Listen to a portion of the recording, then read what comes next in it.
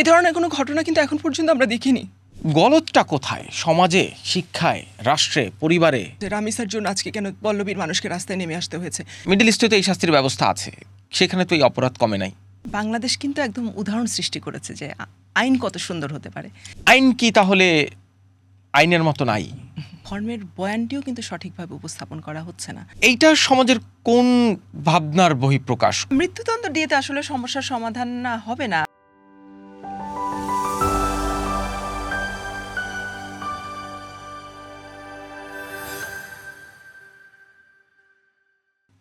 রামিসার নাম নিশ্চয়ই শুনেছেন, ঘটনাটাও ইতিমধ্যে জেনে গেছেন সবাই, কিংবা আসিয়ার নাম শুনেছেন নিশ্চয়ই। এই রামিসা, আসিয়া, তারা কি শুধুমাত্র একজন মানুষ, নাকি একটা সামগ্রিক সমাজ ব্যবস্থার চিত্র? রামিসার হত্যাকাণ্ডের বিচারের দাবিতে মানুষকে রাস্তায় নামতে হয়েছে, এমনকি প্রধানমন্ত্রীকে ছুটে যেতে হয়েছে তার বাসায়, দিতে হয়েছে বিচারের প্রতিশ্রুতি। এটা কি আইনের শাসনের অভাব, নাকি সমাজের অবক্ষয়, নাকি সব মিলিয়ে মগজে মননে কোনো অসুস্থতা? এই সব কিছু নিয়ে একটু কথা বলতে চাই। আমাদের আজকের পডকাস্ট কথা চলুকের অতিথি নিশাত সুলতানা, তিনি একজন লেখক এবং মানবাধিকার কর্মী। নিশাত সুলতানা, আপনাকে আমন্ত্রণ জানাচ্ছি। ধন্যবাদ। যে বিষয়টি নিয়ে কথা বলতে চাই, এই বিষয় নিয়ে কথা বলা খুবই জটিল, খুবই মর্মান্তিক, নৃশংস অনেক ঘটনা আমাদের মনে করতে হয়, কিন্তু তারপর আমাদের কথা বলতে হয়। এই যে রামিসা কিংবা আসিয়া কিংবা আরও এরকম অসংখ্য ঘটনা প্রতিদিন গণমাধ্যমে আমরা পড়ি, আপনারা কাজ করেন, মানে সবাই তো জিজ্ঞেস করে আসলে সমাধান কি, কিন্তু সেই রকম কোনো সমাধান আমরা কখনোই কারো কাছ থেকেই শুনি না। গলতটা কোথায়? সমাজে, শিক্ষায়, রাষ্ট্রে, পরিবারে গলতটা আসলে কোথায়? গলতটা তো আসলে প্রতিটি ক্ষেত্রে।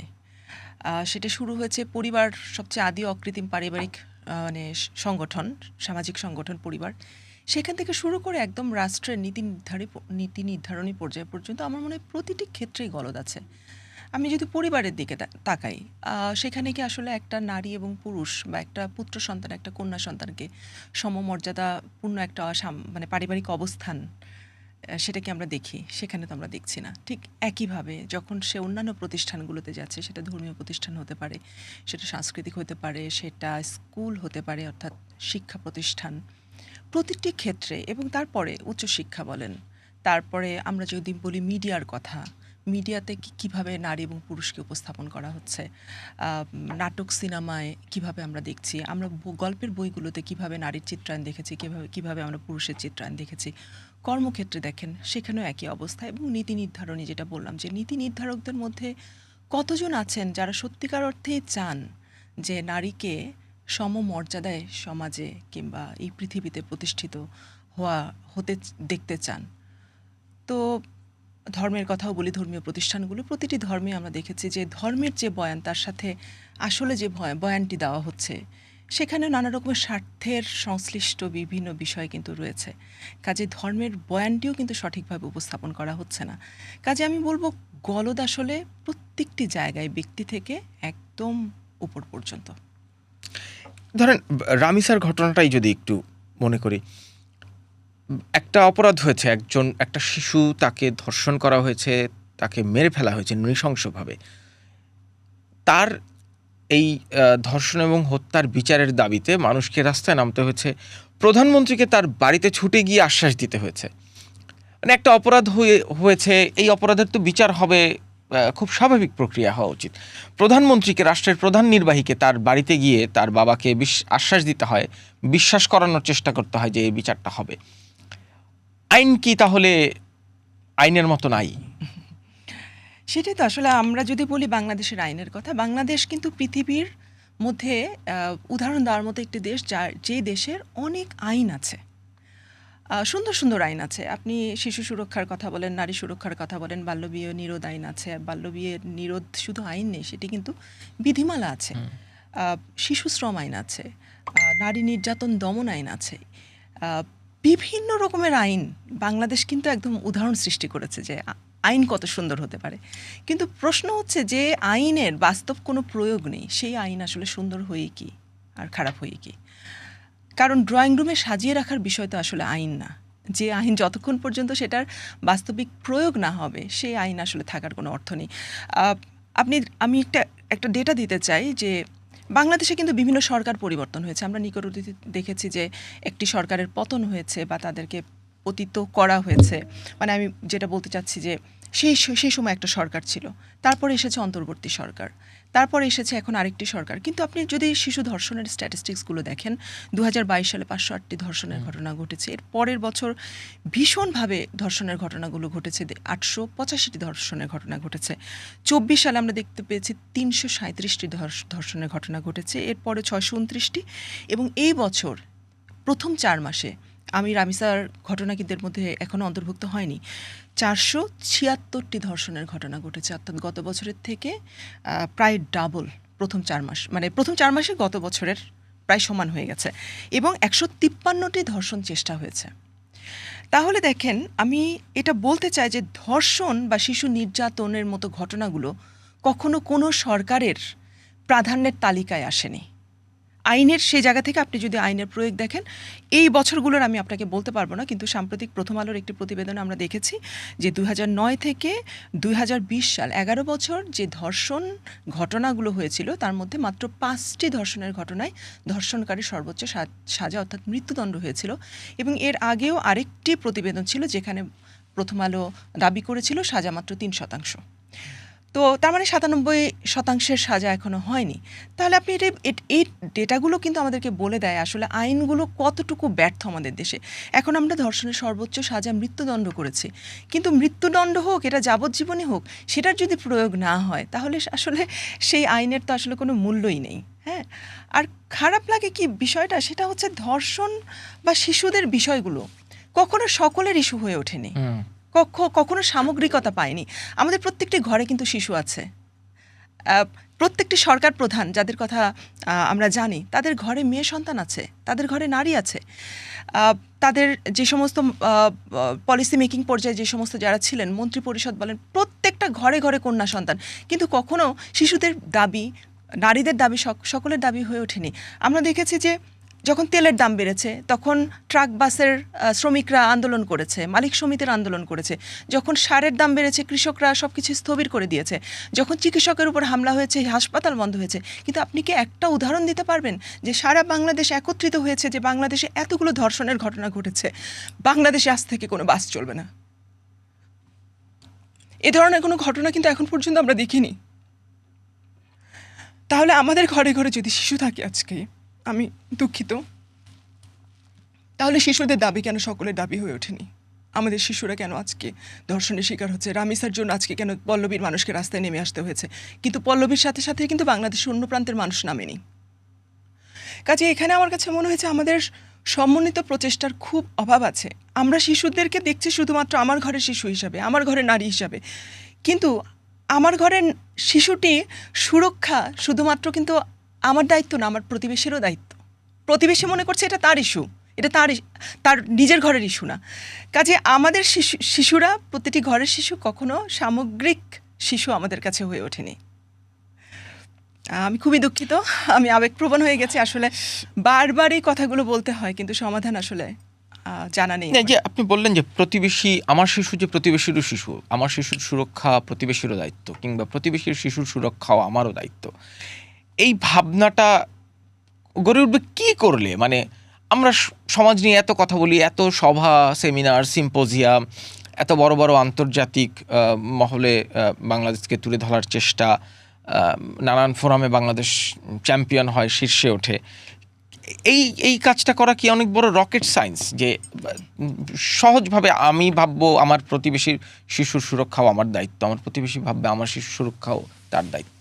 হ্যাঁ, নিশ্চয়ই। তবে এক্ষেত্রে আমাদের বলবো যে প্রতিটি স্তরে, যেই স্তরের কথাগুলো আমি প্রথম দিকে বলার চেষ্টা করছিলাম, প্রতিটি স্তরে আসলে দায়িত্ব রয়েছে। এবং শিক্ষাক্ষেত্রে এক্ষেত্রে একটু আমার মনে হয় অনেক বড় রোল প্লে করতে পারে। হ্যাঁ, শিক্ষা এবং মিডিয়া। আপনি নিশ্চয়ই শুনে থাকবেন যে নাটকের একটি বা সিনেমার একটি খুব জনপ্রিয় ডায়লগ হচ্ছে, আমার ঘরে তো মা আছে, বোন আছে, কিন্তু আমার ঘরে তো বউ নেই। কাজেই আমার ঘরে যেহেতু বউ নেই, আমি আরেকটি মেয়েকে বা রাস্তার কোনো মেয়েকে আমি উত্ত্যক্ত করতে পারি। এ ধরনের সংস্কৃতির চর্চা কিন্তু আমাদের আছে, এবং সেটা কিন্তু বিভিন্নভাবে বিভিন্ন ক্ষেত্রে আমরা দেখেছি সেটাকে গ্লোরিফাই করা হয়েছে।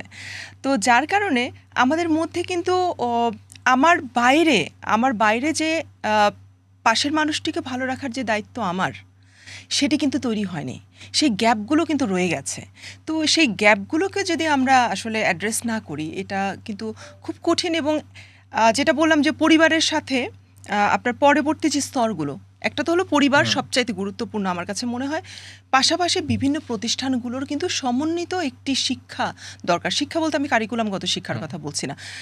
নারীকে কিভাবে সম্মান করা হবে, একটি শিশু, সে হতে পারে সে বয়সে শিশু, বয়সে 18-র নিচে, কিন্তু সে তো একটা মানুষ, সে তো একটা পূর্ণাঙ্গ মানুষ, পূর্ণাঙ্গ অর্থে সে একটা পরিপূর্ণ মানুষ, বয়স হয়তো তার কম, কিন্তু তাকে কি আমরা সেই শ্রদ্ধাটা দিই, সেই সম্মানটি কি আমরা করি? সেটা তো আমরা করি না। তাকে তো সবসময় অর্ধেক মানুষ হিসেবে তাকে আমরা গ্রহণ করি, মানুষ হিসেবে বিবেচনা করি। তো সেখানে আমার কাছে মনে হয় শ্রদ্ধার একটি অভাব রয়েছে। শিশুদেরকে আমরা শ্রদ্ধা করতে শিখিনি, শিশুদেরকে আসলে সত্যিকার অর্থে আমরা ভালোবাসতে শিখিনি, তাদের কথা আমরা শুনতে শিখিনি, তারা কি বলতে চায়, কি ভাবে, সেই ভাবনাগুলো আমরা কখনো বোঝার চেষ্টা করিনি। তো সেক্ষেত্রে একটি ঘাটতি রয়েছে। এবং বলছিলাম যেটা, যে প্রতিটি প্রতিষ্ঠানের মধ্যে একটি সমন্বয়ের অভাব রয়েছে। ধরে নেন আমি আমার বাসার ছেলেটিকে শিক্ষা দিচ্ছি যে তুমি কিন্তু তোমার সহপাঠীকে সম্মান করবে, হ্যাঁ, কিন্তু সে যখন সম্মান বলতে কি তার সহপাঠী নিয়ে, মানে তার সাথে যে বান্ধবীরা আছে বা ক্লাসে পড়ছে, তাদেরকে হয়তো সে কোনো ক্ষেত্রে চেয়ারটা আগিয়ে দিল কিংবা বসতে দিল, বা এই ধরনের যে সে যখন এই বিষয়গুলো চর্চা করছে, তখন কিন্তু পাশ থেকে আরেকটি ছেলে হয়তো বলছে যে কি ব্যাপার, ওর সাথে তোমার কি, যে তুমি ওকে এরকম প্রায়োরিটি দিচ্ছ বা তাকে বসতে দিচ্ছ। তার মানে সে হলো এক ধরনের টিজিংয়ের মধ্যে দিয়ে যাচ্ছে। তখন সে ভাবছে যে আমার পরিবার যেটা আমাকে শিখালো, সেটার কারণে তো আসলে আমি ক্লাসে গ্লোরিফাইড হই নাই, বরং আমি ক্লাসে এটার জন্য আমি এক ধরনের ব্যাশিং শুনতে হলো। তাহলে কি এটা ভালো নাকি এটা মন্দ? তারপরে পরিবারের শিক্ষার সে রিফ্লেকশন দেখতে পাচ্ছে না। সে যখন একটি ধর্মীয় প্রতিষ্ঠানে যাচ্ছে, সেখানে কিন্তু ধর্মের বিভিন্ন বয়ানে আমরা নারীকে সেভাবে সম্মানের জায়গায় বা শ্রদ্ধার জায়গায় আমরা কিন্তু তাদেরকে বসাতে পারিনি, বরং নানা রকম কুরুচিপূর্ণ কথা, নারীকে অবদমিত করে নারীর প্রতি ঘৃণা ছড়িয়ে দেওয়া নানা রকম প্রবণতা কিন্তু আমরা সেখানে দেখেছি। ঠিক একইভাবে আমরা মিডিয়াতে দেখেছি। আমি কয়েকদিন আগে একটা নাটকের নাম দেখছিলাম, স্ত্রীর সঙ্গে শাশুড়ি ফ্রি। তো এরকম আপনি যখন দেখবেন, আপনি বহু এরকম ভুরি আপনি নাম দেখবেন যেই নাটকগুলো বা যেই কন্টেন্টগুলো মানুষের মধ্যে ঘৃণা ছড়াচ্ছে, নারীকে অন্যভাবে অবদমিত করে বা ছোট করে ভাবার অনেক অপরচুনিটি তৈরি করছে। তো আমাদের এই জায়গাগুলোতে যেমন যারা কন্টেন্ট তৈরি করছে, তাদেরকে নিয়েও কাজ করা খুব দরকার। যারা সোশ্যাল মিডিয়া ইনফ্লুয়েন্সার আছেন, তাদেরকে নিয়ে কাজ করা দরকার। যারা ধর্মের সঙ্গে আছেন, প্রতিটি ধর্মের, সেই ধর্মের নেতাদের সঙ্গে কাজ করা দরকার। এবং নীতি নির্ধারণী পর্যায়ে যারা আছেন, তারা অনেক বড় রোল প্লে করতে পারে। কারণ নীতিতে যখন আপনার আসবে, তখন সেটার ইমপ্লিমেন্টেশনটা কিন্তু ওটা হলো প্রথম ধাপ। কাজেই আমার কাছে মনে হয় যে অনেক ক্ষেত্রে নীতি নির্ধারকদেরও আসলে জেন্ডার লেন্সে পৃথিবী দেখার সেই প্রবণতা বা সেই মানসিকতা, সেই ইচ্ছা নেই। এই যে সংস্কৃতির কথা বললেন, যে গণমাধ্যমে কিংবা সাংস্কৃতিক বিভিন্ন অঙ্গনে, টেলিভিশনে, নাটকে, সিনেমায়, যে নাটকের নামটি বললেন, এই ধরনের কন্টেন্ট তো এখন সোশ্যাল মিডিয়ায় সয়লাব। সংস্কৃতির এই জায়গাটাতেও কি ঘুণে ধরেছে? যে আগে তো আমরা শুনেছি টেলিভিশনের নাটকে, বাংলা সিনেমার কথা বলতে পারি না, কিন্তু টেলিভিশনের নাটকে নারী পুরুষের সেই যে সম্মান দেওয়ার সেই বিষয়টি অনেক সময় রিফ্লেক্টেড হয়েছিল। কিন্তু এই যে সোশ্যাল মিডিয়ার যুগে, এই ভিউ বাণিজ্যের যুগে এসে সেই জায়গাও কি খানিকটা পছন্দ ধরেছে? কারণ এই সংস্কৃতি মানুষের জীবনকে অনেক বেশি প্রভাবিত করতে পারে, তার সমাজ কিংবা পরিবার কিংবা শিক্ষাঙ্গন তার থেকেও বেশি প্রভাবিত করে। কারণ বলাই তো হয় মানে সমাজ গঠনের অন্যতম একটা হাতিয়ার সংস্কৃতি। এটা যে অতীতেও খুব একটা বেশি ছিল সেটা আমার কাছে মনে হয় না। কারণ আপনি নিশ্চয়ই মনে করবেন, যখন আমার মনে হয় না আমাদের জেনারেশনে খুব বেশি গ্যাপ আছে। আমরা কিন্তু আমাদের শৈশবে যেই সিনেমাগুলো দেখেছি, সেখানে কিন্তু প্রচুর ধর্ষণের দৃশ্য দেখেছি। আমি ওই জন্য বলেছি সিনেমার কথা আমি বলবো না, আমি শুধু নাটকের কথা বলেছি। তারপরে নাটকগুলোতেও হয়তো তখন আমরা বুঝে উঠিনি, কিন্তু এখন পুরনো নাটকগুলো, হ্যাঁ, সেগুলো অনেক গৌরবোজ্জ্বল সময় আমাদের সংস্কৃতির। ভালো কন্টেন্ট অনেক আছে, কিন্তু এর মধ্যে আপনি দেখবেন যে বলা হয়েছে যে সুন্দর মেয়ে মাথায় বুদ্ধি কম থাকে। তো এ ধরনের ডায়লগগুলো কিন্তু এখনও, যখন পুরোনো দিনের নাটকগুলো দেখবেন, তখনও কিন্তু ছিল। কিন্তু এখন আমার খারাপ লাগে কি জানেন, যে বাংলাদেশে কিন্তু এখন শিক্ষা বেড়েছে, বাংলাদেশে শিক্ষার হার বেড়েছে, কাজে আমরা ধরে নিতে পারি কিন্তু যে মানুষের মধ্যে সচেতনতা বেড়েছে। কিন্তু আসলে কি সেটা হয়েছে? বাংলাদেশে কিন্তু ধর্ম বেড়েছে। বাংলাদেশে আগে কিন্তু এত ধর্মীয় বেশ নিয়ে মানুষকে চলাফেরা করতে দেখিনি আমরা, অন্ততপক্ষে যখন বড় হয়েছি। তার মানে কি ধর্মের প্রচার বেড়েছে, প্রসার বেড়েছে, মানুষ ধর্ম পালন করতে ভালোবাসছেন। কিন্তু আপনি যদি স্ট্যাটিস্টিক্সগুলো দেখেন বিভিন্ন ভায়োলেন্সের, সেটা দেখলে কি মনে হয় বাংলাদেশ আসলে এরকম ধর্মের অনুসারীদের দেশ যেখানে কিনা নারী নির্যাতনকে ইসলামে নিষিদ্ধ করা আছে বা নিরুৎসাহিত করা আছে? সেখানে কিন্তু সেটা আমরা দেখতে পাই না। তো এখন যারা যে নাটকের প্রসঙ্গে আসছিল, নাটকে সামাজিক যোগাযোগ মাধ্যমের বিস্তৃতির পর বা জনপ্রিয়তার পর সেখানেও কিন্তু একটা ভিউ বাণিজ্য তৈরি হয়েছে, যত ভিউ তত টাকা। তো ভিউ আসলে বাড়বে কিভাবে? যখন আপনি চটকদার কন্টেন্টগুলো তৈরি করবেন, এবং তার কন্টেন্ট তৈরি করার প্রধান উপজীব্য হচ্ছে নারী। আপনি নারী নিয়ে নানা রকমের কথা বলবেন, তাদেরকে ছোট করবেন, তখন আপনার সেই নাটকগুলো চলবে। কিংবা এমন কতগুলো বিষয় আছে পারসেপশন, যেমন বউ শাশুড়ির যুদ্ধ। তো এই ধরনের সস্তা বিভিন্ন বিষয়গুলোকে নিয়ে নাটক সিনেমাতেও এইগুলোকে বড় করে দেখা হচ্ছে, এবং কন্টেন্ট ক্রিয়েটর যারা আছেন তারাও হয়তো একই প্রতিযোগিতায় নেমেছেন। সেই কারণেই বললাম আসলে ওনাদেরকে নিয়ে কাজ করাটা ভীষণ দরকার। 3 মিনিটের একটা কন্টেন্ট হতে পারে, 30 সেকেন্ডের একটা কন্টেন্ট হতে পারে, কিন্তু সেই কন্টেন্ট যদি ডিজাস্টারাস হয়, সেই কন্টেন্ট যদি রং ন্যারেটিভটা তুলে ধরে, এটার ক্ষতি আসলে অনেক বেশি। কারণ একটা কন্টেন্ট কিন্তু মুহূর্তের মধ্যে মিলিয়ন মানুষের কাছে পৌঁছে যায়। আমরা যখন পজিটিভ কথা বলি, আমি আজকের এই শোতে এসেছে, আমার হয়তো, আমি জানি না আপনাদের ভিউ কত, খুব বেশি হলে হয়তো আমি কয়েক হাজার মানুষকে আমি রিচ করতে পারবো, কিন্তু একটা কন্টেন্ট মিলিয়ন মানুষের কাছে পৌঁছে যায়। কাজেই তাদেরকে নিয়ে কাজ করাটা খুব খুব প্রয়োজন। নারীদের কথা তো বললেন, কিন্তু ধরেন শিশু 3 বছর, 4 বছর, 5 বছর বয়স, তাকে যখন ধর্ষণের শিকার হতে হচ্ছে, এইটা কোন সামাজিক ব্যাধি, এটা কোন মানসিক ব্যাধি? এই যে রামিসার কথা বললাম, কিংবা আসিয়ার কথা আপনার মনে আছে নিশ্চয়ই, এরকম অসংখ্য ঘটনা। আমি আজকে সকালে একটা খবর পড়ছিলাম, সিলেটে একটা শিশুকে ধর্ষণের অভিযোগে তার বাবাকে গ্রেপ্তার করা হয়েছে। এইটা সমাজের কোন ভাবনার বহিঃপ্রকাশ, কোন ব্যাধির বহিঃপ্রকাশ? এবং এটা কিন্তু এমন না যে শুধু বাংলাদেশে, আপনার এপস্টিন ফাইলের কথা কিন্তু ভুলে গেলে চলবে না, যেখানে পৃথিবীর সর্বোচ্চ ধনী, সর্বোচ্চ এলিট বলতে আমরা যাদের বুঝি, তাদের মধ্যে সেই একই ধরনের প্রবণতা। জি, নিশ্চয়ই। আসলে আমাদের সমাজটা তো খুব একটা ভারসাম্যপূর্ণ অবস্থায় নাই। বিভিন্ন ক্ষেত্রে কিন্তু আমাদের ফ্রাস্ট্রেশনগুলো, আমাদের হতাশাগুলো কিন্তু প্রকট। আপনি শিক্ষায় বলেন, চাকরির বাজারে বলেন, ব্যবসা ক্ষেত্রে বলেন, মিডিয়ার ক্ষেত্রে বলেন, প্রতিটি ক্ষেত্রে নানা রকমের ফ্রাস্ট্রেশনের মধ্য দিয়ে বড় হচ্ছে। এবং শিশুদেরকে যে পরিবেশ আমরা দিয়েছি বাংলাদেশে, আমি প্রথমে বাংলাদেশের কথাই বলছি, শিশুদেরকে আমরা তাদের বয়সের থেকে তাদের নিজেদের ওজনের প্রায় কাছাকাছি একটা ব্যাগের বোঝা চাপিয়ে দিয়েছি। তাদের জন্য খেলার মাঠ নেই, তাদের জন্য সংস্কৃতির কোনো চর্চা নেই। তাদের হাতে মোবাইল তারা বাধ্য হয়ে মোবাইল নেয়। মোবাইল নিলেও আমরা বলি যে তোমরা হাতে মোবাইল নিও না, কিন্তু মোবাইলের অল্টারনেটিভটা কী আছে সেটাও আমরা দিতে পারিনি। এরপরে দেখেন তাদের ভর্তি নিয়ে যে প্রতিযোগিতা, তাদের স্কুলে ঢোকার প্রতিযোগিতা, যুদ্ধ, তারপরে স্কুলে ঢোকার পর ভালো ফলাফল করার জন্য যে প্রতিযোগিতা, ওদিকে কোচিং বাণিজ্য, স্কুল শেষ করতে না করতে আবার কোচিং সেন্টারে গিয়ে হাজির হতে হয়। তো ওই মানুষগুলোর অবস্থা তো আসলে দমবন্ধ একটা অবস্থার মধ্যে দিয়ে আমাদের শিশুরা বড় হচ্ছে। আজকে যারা যুবক বা যুব সমাজ আছে, যুবাই বলি, তারা তো একটা সময়ে এই যে হতাশাজনক একটা শৈশবের মধ্য দিয়ে তারা বড় হয়েছে, এবং তারা কিন্তু এই হতাশাগুলো নিজেদের মধ্যে ধারণ করেছে। তো হতাশাগুলোর আসলে প্রকাশ কিভাবে হবে? যত হতাশা, যত সমস্যা, যত বঞ্চনা, তত কিন্তু মানুষের অপরাধ প্রবণ হয়ে ওঠার কিন্তু প্রবণতা থাকে। তো অপরাধী হতে গেলে কিন্তু মানুষ অ্যানালিসিস করে কি পাওয়ার স্ট্রাকচারটা বা ক্ষমতা কাঠামোতে কিন্তু সে দেখে যে সবচেয়ে ভালনারেবল বা সবচেয়ে যারা ঝুঁকির মধ্যে থাকে তারা কিন্তু শিশু, তারা কিন্তু এরপরেই হলো নারী। তখন এরা তাদের সহজ শিকার হিসাবে হয়তো বা, এবং নানা রকম বিকৃতিও তৈরি হচ্ছে হতাশার কারণে, নানা রকম বিকৃতির কথা তো আমরা জানি।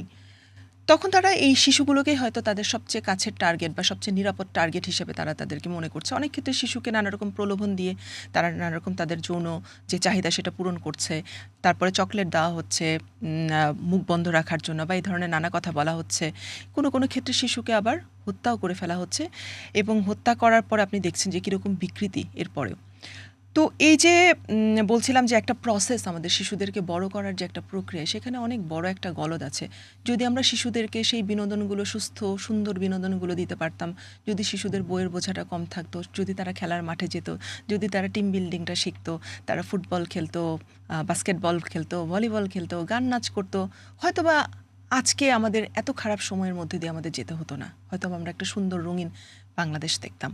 আর বহির্বিশ্বের কথা যেটা বলছেন, অনেক সময় অতি সুখও কিন্তু আবার অনেক ক্ষেত্রে এক ধরনের হতাশা তৈরি করে। কাজে ব্যালেন্সের খুব অভাব রয়েছে সব জায়গায়। এবং আপনি এপস্টিন ফাইলের কথা বলছিলেন, সেখানেও কিন্তু শিশুদের ব্যবহার করা হয়েছিল। কারণ ওই যেটা বলছিলেন যে পাওয়ার স্ট্রাকচারের সবচেয়ে নিচে থাকে কিন্তু শিশুরা, এবং সেই শিশুদেরকেই বা সেই বয়সন্ধিকালীন মেয়েদেরকে টার্গেট করা হয়েছে, যাদের মধ্যে অভাব আছে, যারা বয়সে ছোট, যারা নানা রকম কারণে প্রান্তিক পর্যায়ে আছে, তাদেরকেই কিন্তু টার্গেট করা হয়েছিল। মানে শুধু মেয়ে কেন, ছেলে শিশুরাও, তারাও কি নিরাপদ? আমরা এই যে আজকেই আমি আমাদের আলাপে একটা স্টোরি যাবে, সেইটার জন্য কাজ করতে গিয়ে আমরা দেখছিলাম এই দিন দুয়েকের মধ্যেই বনশ্রীতে একটা মাদ্রাসায় একটা ছেলে শিশু বলাৎকারের শিকার হয়েছে। সে আগেও একই ধরনের ঘটনা 4 বার ঘটিয়েছে, কিন্তু এবার যেহেতু এই শিশুটি মারা গেছে, ফলে ঘটনাটি বাইরে এসেছে। এর আগের 4 বারের ঘটনাও কিন্তু সেই মাদ্রাসার লোকজনরা জানতো, এই খবরটি আগে বাইরে আসেনি। তার মানে শিশুরা যখন নির্যাতনের শিকার হয়, তখন সেটা তার স্বজনদের কিংবা পরিবারকে জানানোর ক্ষেত্রেও কি এক ধরনের আড়ষ্টতায় ভোগে? পরিবার কি সেই স্পেসটা তৈরি করতে পারে নাই? না, এটা তো বলার কোনো অপেক্ষায় রাখেন। আমি আপনাকে একটু আগে একটা স্ট্যাটিস্টিক্স দিচ্ছিলাম যে এই বছরে এতগুলো হয়েছে, কিন্তু প্রকৃত ঘটনা যেটা রিপোর্টেড হয় তার থেকে অনেক অনেক অনেক বেশি।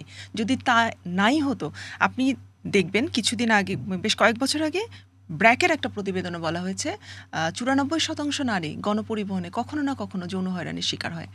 অর্থাৎ আপনি দেখেন, নারীরা রিপোর্ট করেছে বা বলেছে জন্য আমরা জেনেছি, প্রায় এটা 94 বলেছে, 100 বললেও আমরা কিন্তু অবাক হতাম না। এখন আপনি যদি আমাকে জিজ্ঞেস করেন, আপনি কি কখনো এই ধরনের পরিস্থিতির মধ্যে দিয়ে গিয়েছেন? ছোট হোক বড় হোক, আমি গিয়েছি। আমার মাকে জিজ্ঞেস করেন, আমার মাও এক কথা বলবে, আমার বোনকে জিজ্ঞেস করলে একই কথা বলবে, আমার পাশের আমাদের যে সামনের নারী সহকর্মীরা আছে, প্রত্যেকে একই কথা বলবে। কাজেই সবগুলো ঘটনা কিন্তু রিপোর্টেড হয় না। আর পুরুষদের ক্ষেত্রে আমাদের ট্যাবুস কিন্তু আরও বেশি এই ধরনের ক্ষেত্রে, যে নারীদের প্রতি যৌন সহিংসতা, যৌন নির্যাতন, এটা কিন্তু প্রচলিত, আমরা জানি। কিন্তু পুরুষদের ক্ষেত্রে এটা কিন্তু বাইরে আসার ক্ষেত্রে আরও অনেক রকমের ট্যাবুজ আছে। যেমন তা হয়তো জানলে পরে সাথে সাথে বলা হবে যে নানা রকমের কথা, আমি বলতে চাই না। তো এই ট্যাবুসগুলো কিন্তু রয়েছে। এবং শিশু, ওই যে বললাম যে শিশুরা ভালনারেবল থাকে সবচাইতে বেশি, কাজে ছোট ছেলেকেও কিন্তু টার্গেট করা হচ্ছে এই ধরনের বিকৃত যৌন কামনা নিবারণের ক্ষেত্রে। তো এক্ষেত্রে মেয়ে শিশু এবং ছেলে শিশু, দুই ধরনের শিশুই আসলে ভালনারেবিলিটির মধ্যে রয়েছে। তবে মেয়েদের রিস্কটা অনেক অনেক অনেক। কিন্তু একটা শিশু যখন নির্যাতনের শিকার হলো, সে তার পরিবারকে পর্যন্ত বলতে পারছে না, কিংবা পরিবারকে বললেও তখন বলা হচ্ছে যে থাক, এটা তুমি আর কাউকে বলো না। ইউনিসেফের একটা পরিসংখ্যান দেখছিলাম যে প্রতি 10 জনের 8 জন নারী এবং শিশু তার নিকটাত্মীয় এবং স্বজনদের দ্বারা হয়রানির শিকার হন। কিন্তু ধরেন আমিও তো ব্যক্তিগতভাবে অনেক নারী সহকর্মীর কাছ থেকে, আমার আত্মীয় স্বজনের কাছ থেকে শুনি তো যে এইরকম নির্যাতনের কিংবা হয়রানির শিকার হয়েছে, হয়তো মাকে জানিয়েছে, মা বরং বলেছে থাক, তুমি কাউকে বলো না। এমনকি ওই স্বজনটাকে হয়তো অ্যাভয়েড করা যেত, কিন্তু সেই স্বজনটার সামনে গিয়ে ওই মেয়েটাকে কিংবা ছেলেটাকে আবারও হেসে কথা বলতে হচ্ছে তার পারিবারিক কারণে। এই ভাবনাটা কেন আমার পরিবারে তৈরি হলো না তাহলে? আসলে ওই যে আমাদের সমাজটাকে এমনভাবে আসলে তৈরি করা হয়েছে যে এই ধরনের কোনো একটা ঘটনা হলে সেটা আসলে, আমরা তো যে অপরাধী তাকে তো আমরা দোষী করতে শিখিনি। আমরা তো ওই যে ক্ষমতা কাঠামোর কথা বারবারই আসছে, যে কিনা নিগৃহীত হয়েছে, যে কিনা নিষ্পেষণের মধ্যে দিয়ে গেছে, তাকেই তার মুখটা চুপ করাতেই তো আমরা শিখেছি। কারণ যিনি করেছেন তিনি তো পাওয়ার স্ট্রাকচারের উপরের দিকে। হ্যাঁ, তো যার কারণে এই ঘটনাগুলো ইগনোরড অবস্থায় বা আমরা চাপিয়ে রেখে আসলে সমাধান খোঁজার চেষ্টা করেছি, কিন্তু সেটা আলটিমেটলি হয় না। এতে কি হয়েছে, সন্তানের মধ্যে ওই ক্ষোভগুলো, বঞ্চনাগুলো, কষ্টগুলো কিন্তু আরও বড় হয়েছে এবং বারবারই এই যারা ধর্ষকামী আছে কিংবা যারা অ্যাবিউজার আছে তারাই কিন্তু ক্ষমতায়িত হয়েছে। যার কারণে কিনা আপনি প্রতিটি জায়গায় দেখবেন, রাস্তায় যখন একটা মেয়ে যৌন হয়রানির শিকার হয়েছে, যেটাকে আমরা ইফটিজিং বলি। ইফটিজিং আমি মোটেই বলতে চাই না, কারণ হাইকোর্ট থেকে কিন্তু সুস্পষ্টভাবে বলা আছে ইফটিজিং বলা যাবে না, এটা সুস্পষ্ট যৌন হয়রানি। তো যখন একটা মেয়ের ওড়না ধরে টান দিয়েছে বা কাপড়ে স্পর্শ করা হয়েছে, তখন বলা হয়েছে থাক থাক থাক, এসব বলার দরকার নাই। সেই একই মানুষ তখন সে পার পেয়েছে যে আমার আসলে বলে তো কোনো সমস্যা হয় নাই।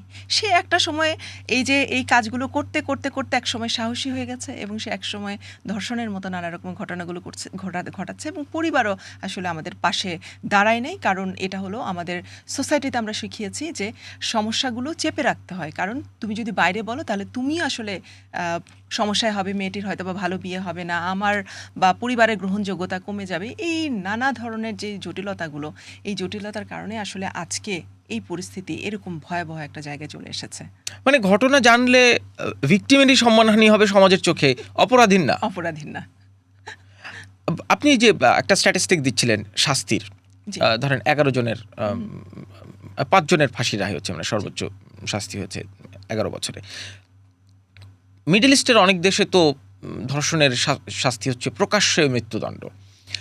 এই রামিসার ঘটনার পরে ইয়েমেনের একটা মৃত্যুদণ্ড, যাকে একজন ধর্ষণের অভিযুক্ত দায়ী আর কি, তাকে মাটিতে শুয়ে রেখে রাইফেল দিয়ে গুলি করে মেরে ফেলা হয়েছে। সেই ভিডিওটি বেশ ভাইরাল হয়েছে এবং বাংলাদেশেও এইরকম একটি সোশ্যাল মিডিয়ায় মূলত যে এইরকম শাস্তির ব্যবস্থা করতে হবে।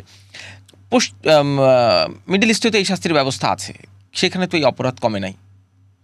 শুধুমাত্র মৃত্যুদণ্ড দিয়ে কি অপরাধ কমানো সম্ভব যদি মগজে মননের পরিবর্তন না হয়? না, মৃত্যুদণ্ড দিয়ে তো আসলে সমস্যার সমাধান না হবে না। আর একটা তো গেলে আইনের সঠিক প্রয়োগ না। এখন আইনের সঠিক প্রয়োগও যদি হতো, সেটা হয়তো বা অপরাধ প্রবণতা কিছু হলেও কমাতো। এরকম ওপেন না হলেও আমরা যদি রেগুলার খবরগুলো পেতাম যে পূজার নামে একটি শিশুকে ধর্ষণের শিকার হয়েছিল, তারপরে এরকম ভুরি ভুরি এক্সাম্পল আছে, কিন্তু এই নিউজগুলো কিন্তু আমরা পাই নাই। সেটা যদি প্রকাশ্যে না হয়ে আড়ালেও মানে আড়ালে যেটা আমাদের এখনকার প্রচলন আছে সেটাও যদি আমরা জানতে পারতাম, তাহলেও তো আসলে ধর্ষণের মানসিকতা যাদের রয়েছে তাদের জন্য এটা হয়তো বা একটা সতর্ক বার্তা হতো। কিন্তু এটা তো আসলে একমাত্র সমাধান না। সেটা আপনি মৃত্যুদণ্ডই করেন, যাবজ্জীবন কারাদণ্ডই করেন, এইভাবে আসলে সমস্যার সমাধান হবে না। সমস্যার সমাধান করতে হবে একদম ভিতর থেকে। যেই সমস্যাগুলো নিয়ে আমরা এতক্ষণ ধরে কথাবার্তা বলছিলাম, সেই প্রতিটি জায়গায় কিন্তু আসলে কাজ করতে হবে। না হলে আসলে এইভাবে শুধু মৃত্যুদণ্ড দিয়ে বা সাজা দিয়ে ধর্ষণের মতো ঘটনা থেকে রেহাই পাওয়া সম্ভব না। আজকে যারা শিশু, তারাই তো বড় হবে, তারাই হয়তো একদিন কেউ একজন প্রধানমন্ত্রী হবে, প্রেসিডেন্ট হবে, কেউ একজন হয়তো আপনার আমার মতো এখানে বসে কথা বলবে, কিন্তু তাদের মধ্যে কেউ না কেউ আবার অপরাধী হবে, আবার ধর্ষণের চেষ্টা করবে। এই শিশুদের মধ্যে আমরা কি এখন সেই শিক্ষাটুকু দিতে পারছি যে আমরা যে সমস্যাগুলো নিয়ে কথা বললাম, এই শিশুরা যখন বড় হবে সেই সমস্যার থেকে তারা মুক্ত থাকবে? কারণ ধরেন যারা অপরাধ প্রবণ তারা তো আছেই, কিন্তু এই শিশুরা বড় হতে হতে তাদের মধ্যে যেন সেই প্রবণতা কমে। আমরা সেই কাজ কি অন্তত শুরু করেছি? আমার তো মনে হয়, যদি সরাসরি বলি, আমরা সেই কাজটি এখনো শুরু করিনি। সেই কাজ শুরু করা হয়নি, বরং পরিস্থিতি যেখানে যাচ্ছে আমার কাছে মনে হয়েছে চারপাশে এরকম যদি আইনের শাসন না থাকে, আমাদের চোখের সামনে যদি উদাহরণ না থাকে, সেই প্রবণতা কিন্তু বাড়বেই। অপরাধী যদি বারবারই এভাবে পার পেয়ে যেতে থাকে, তাহলে নতুন নতুন অপরাধীর জন্ম হবে। যদি ধর্ষণকারীরা জামিনামুক্ত হয়ে বারবার বাইরে চলে আসে, তাহলে তো যারা অপরাধী তারা তো আরও বেশি পার পেয়ে যাবে। এবং এই উদাহরণগুলো এখনকার যে প্রজন্ম, তারা তো দেখছে। আর শিশুদেরকে বোকা ভাবার কোনো কারণ নাই। শিশুরা কিন্তু অনেক বোঝে, বড়দের থেকে কোনো অংশে কম বোঝে না। কাজেই যে এই উদাহরণগুলো যদি আমরা তৈরি করতে না পারি, তাহলে আসলে শুরুর কাজটা আমার কাছে মনে হয় না এখনো হয়েছে। কে শুরু করবে? শুরু করতে হবে আপনাকে, আমাকে, সবাইকে। একদম একদম প্রান্তিক পর্যায়ে বা আমাদের, আমি বলবো যে ব্যক্তি থেকে একদম প্রতিষ্ঠান পর্যন্ত প্রতিটি জায়গায় প্রতিটি মানুষেরই দায়িত্ব রয়েছে। এবং যে কথাটা প্রথমে বলার চেষ্টা করছিলাম যে শিশু তো আসলে আমাদের সবার, শিশুর দাবি আমাদের সকলের দাবি। এটা যতক্ষণ আমরা না বুঝবো ততক্ষণ তো আসলে সম্ভব না। মানুষের জন্য তো মানসিক স্বাস্থ্য ইনস্টিটিউট আছে, মানসিক স্বাস্থ্য হাসপাতাল আছে। সামাজিক ব্যাধির জন্য কোনো সমাজের জন্য সামাজিক মানে মানসিক অসুস্থতার হাসপাতাল নাই যেখানে সমাজের চিকিৎসা করা সম্ভব? কঠিন প্রশ্ন, এবং যখন আপনারা এই সমাধানগুলো জিজ্ঞেস করেন আসলে কি বলবো বুঝে উঠতে পারি না। আসলে সমাধান তো দেখতে পাচ্ছি না। আপনি নিশ্চয়ই একটা নিউজ, আপনারা তো সবসময় যেহেতু নিউজ নিয়ে নাড়াচাড়া করছেন, গতকাল কিংবা গত পরশু আমি একটা দেখছিলাম যে জ্যামে একটা দুধের ভ্যান গাড়ি আটকা পড়েছিল এবং শিশুরা ওইখান দিয়ে যাচ্ছিল এবং তারা ভ্যান গাড়ির দরজাটি ভেঙে ভিতর থেকে সমস্ত দুধের প্যাকেটগুলো বের করে তারা খেয়ে নিয়েছে বা আত্মসাৎ করেছে। তো আসলে আমরা শিশুদেরকে নিয়ে, শিশুরা আসলে কি শিক্ষা পাচ্ছে যে তারা একটা দুধের প্যাকেটের লোভ সংবরণ করতে পারছে না। আর শিশুদেরকে আমরা দোষ দিচ্ছি, আমরা বড়রা হলেও হয়তো বা একই কাজ করতাম।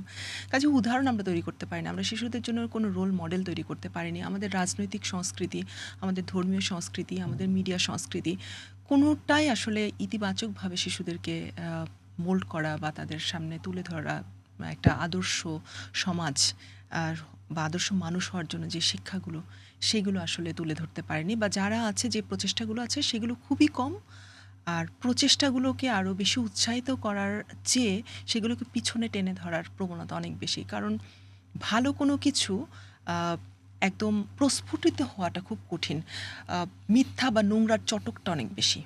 কাজেই সেই চটকটাকে সরিয়ে দিয়ে সত্যের আলো যে উদ্ভাসিত হওয়ার যে বিষয়টা, সেটা একটা খুব কঠিন একটা প্রক্রিয়া, খুব জটিল একটা প্রক্রিয়া এবং সময় সাপেক্ষ।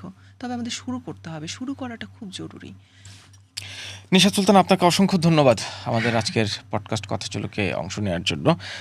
এই ধরনের আলাপগুলো আসলে মানে ওই যে আপনি যেটা বলছিলেন, প্রশ্ন করার জন্য হয়তো প্রশ্ন করি, কিন্তু সমাধান যেহেতু আসে না, এই জন্য এই আলাপগুলো করতেও ইচ্ছা করে না। কিন্তু তারপরও যেটি বললেন, আমার আপনার চেষ্টায় হয়তো এই শুরুটা করতে হবে, সেই জন্য কথাটাও বলে যেতে চাই। আপনাকে অসংখ্য ধন্যবাদ আমাদেরকে সময় দেওয়ার জন্য।